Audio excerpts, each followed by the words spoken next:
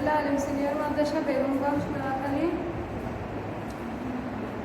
আজকে আমি সপ্তম শ্রেণীর জন্য কৃষি শিক্ষা বিষয়ের তৃতীয় অধ্যায়ের একটা পাঠ নিয়ে এসেছি। প্রথম পাঠ।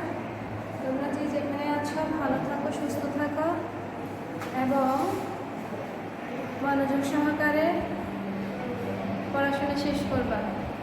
আমরা বিশেষ সমস্যা মহামারী এই করোনার কারণে আমরা শ্রেণীকক্ষে পাঠদান স্থগিত রেখেছি, যার কারণে অনলাইনে ক্লাস করার ব্যবস্থা নেওয়া হয়েছে। আজকে আমি তোমাদের জন্য একটা পাঠ নিয়ে আসব, সেটা হচ্ছে কৃষি উপকরণ। কৃষি উপকরণ তৃতীয় অধ্যায়ে আমরা দেখছি যে পূর্ববর্তী পাঠগুলোতে আমরা আলোচনা করেছিলাম যে মাটি হচ্ছে উদ্ভিদের অবলম্বন আর সার হচ্ছে তার খাবার। আমরা এখন উদ্ভিদের পুষ্টি উপাদান নিয়ে আলোচনা করব। পুষ্টি উপাদানগুলো হচ্ছে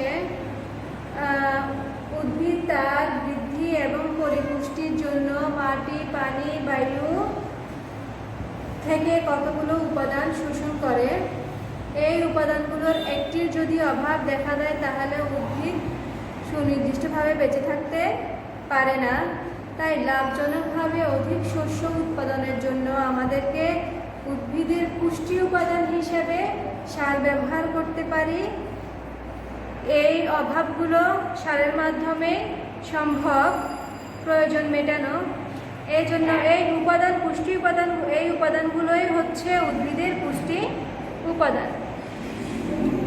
পুষ্টি উপাদানের অভাবজনিত লক্ষণ অন্য কোনো পুষ্টি উপাদান দ্বারা পূরণ হয় না। একটির অভাব হলে সেটা অন্য কোনো পুষ্টি উপাদান দ্বারা পূরণ করা সম্ভব নয়। আমরা এখানে লিখেছিলাম উদ্ভিদের পুষ্টি উপাদানের শ্রেণীবিভাগ। পুষ্টি উপাদানের শ্রেণীবিভাগ মোট হচ্ছে পুষ্টি উপাদান হচ্ছে 17টি। উদ্ভিদের মোট পুষ্টি উপাদান 17টি। উদ্ভিদের গ্রহণ মাত্রার উপর ভিত্তি করে এই পুষ্টি উপাদানগুলোকে দুটো শ্রেণীতে বিভক্ত করা হয়েছে। একটা হচ্ছে মুখ্য পুষ্টি উপাদান আর একটা হচ্ছে গৌণ পুষ্টি উপাদান। এখন আমরা মুখ্য পুষ্টি উপাদান এবং গৌণ পুষ্টি উপাদানটা কি সে সম্পর্কে একটু আলোচনা করব। মুখ্য পুষ্টি উপাদান উদ্ভিদের স্বাভাবিক বৃদ্ধির জন্য এই পুষ্টি উপাদানগুলো অধিক পরিমাণে ব্যবহৃত হয়। মুখ্য পুষ্টি উপাদান হচ্ছে মোট 9টি। Carbon, hydrogen, oxygen, nitrogen, phosphorus, potassium, calcium, magnesium এবং সালফার। এরপরে হচ্ছে গৌণ পুষ্টি উপাদান। গৌণ পুষ্টি উপাদান হচ্ছে উদ্ভিদের স্বাভাবিক বৃদ্ধির জন্য এই পুষ্টি উপাদানগুলো অল্প মাত্রায় প্রয়োজন পড়ে। এটাই হচ্ছে গৌণ পুষ্টি উপাদান। গৌণ পুষ্টি উপাদান মোট 8টি। অল্প মাত্রায় ব্যবহৃত হলেও উদ্ভিদের জীবন রক্ষার জন্য এই পুষ্টি উপাদানগুলো হচ্ছে অত্যাবশ্যক। আমরা এই গৌণ পুষ্টি উপাদানগুলোর মধ্যে যেমন লৌহ, ম্যাঙ্গানিজ, মলিবডেনাম, তামা, দস্তা, বোরন, এরপর হচ্ছে কোবাল্ট এবং ক্লোরিন। এরপর আমরা দেখতে পারি যে এখানে পুষ্টি উপাদানের উৎস।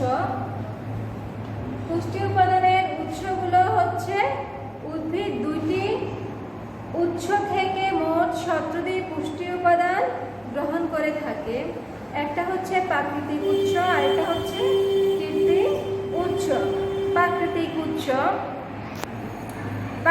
হচ্ছে মাটি, পানি, বায়ু, এই হচ্ছে এগুলোই প্রাকৃতিক উৎস। যেমন মাটি,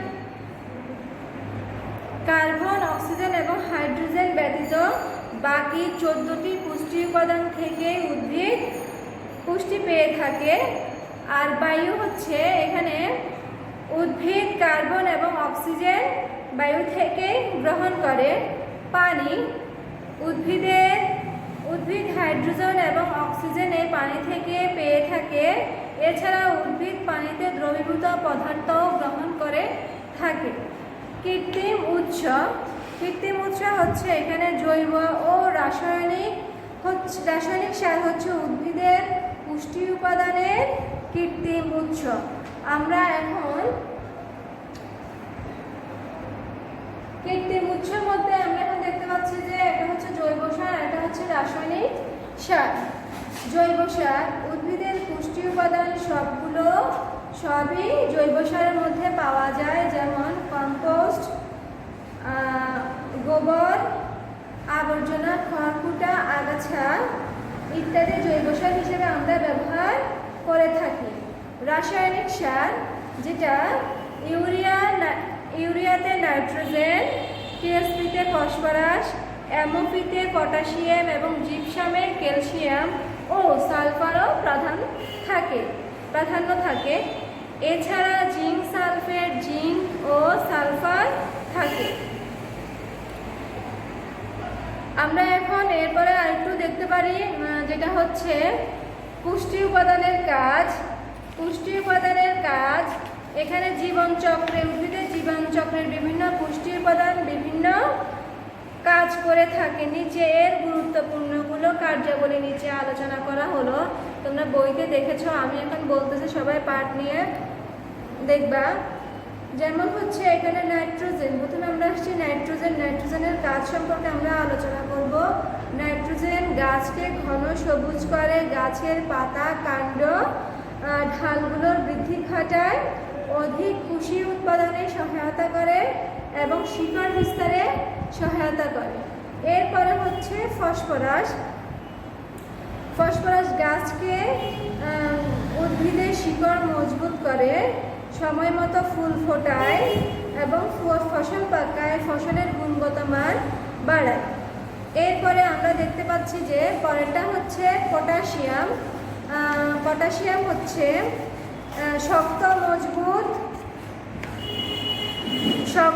মজবুত ও কাণ্ড গঠনে সহায়তা করে, উদ্ভিদের রোগ প্রতিরোধ ক্ষমতা বৃদ্ধি করে, প্রতিরোধ ক্ষমতা বাড়ায়, উদ্ভিদের কাণ্ড, পাতা, ফলের বৃদ্ধিতে সুসংগত রাখে, গাছের শিকড় বৃদ্ধি করে, আর হচ্ছে দানা জাতীয় শস্য দানা পুষ্ট করে। ক্যালসিয়াম, আমরা এখন দেখছি যে ক্যালসিয়াম হচ্ছে উদ্ভিদের মূল গঠন ও বৃদ্ধিতে সাহায্য করে, উদ্ভিদ কোষকে শক্তি প্রদান করে, ডাল ফসলের ফলন বাড়ায়, ফল জাতীয় শস্যের কাণ্ড শক্ত করে, খাদ্যশস্যে ক্যালসিয়ামের পরিমাণ বাড়ায়। ম্যাগনেসিয়াম হচ্ছে এখানে সংশ্লেষণে সহায়তা করে, ফসফরাসে শোষণে সাহায্য করে, চর্বি, শর্করা জাতীয় খাদ্য তৈরি সাহায্য করে এবং সবুজ রঙে সহায়তা করে। এরপরে আর তিনটা আছে, সেটা হচ্ছে গন্ধক, দস্তা এবং লৌহ।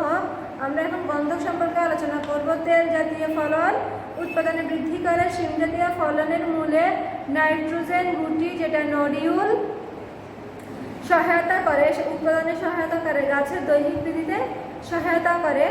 দস্তা ফুল ও ফল উৎপাদনে সহায়তা করে। এরপরে হচ্ছে উদ্ভিদের সবুজ কণিকা গঠনে সাহায্য করে, দানা ও ফল জাতীয় শস্যের উৎপাদন বাড়ায়, বীজ গঠনে অংশগ্রহণ করে। তাছাড়া পেঁয়াজ, মটর এবং প্রভৃতি ফসল উৎপাদনে বাড়ায়। সর্বশেষ হচ্ছে লৌহ উদ্ভিদের সবুজ কণিকায় ক্লোরোফিল গঠন করে, উদ্ভিদ উৎপাদনে সহায়তা করে, ফসলের গুণগত মান বাড়ায়, বাঁধাকপি, শালগম, মূলা, ইত্যাদি ফলন বৃদ্ধি করে এবং শিকড় বৃদ্ধিতে সহায়তা করে। আজকে আমাদের পাঠ এই পর্যন্ত। তোমরা বাসায় ভালো করে আলোচনা করে নিবা, আবার যেখানে যেখানে তোমাদের লাগে তোমরা একটু ভালো করে পড়ে নিবা।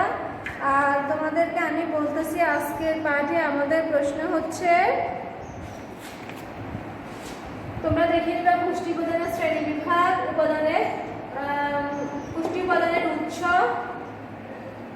এগুলো পড়বা। আজকে আমি এই পর্যন্তই।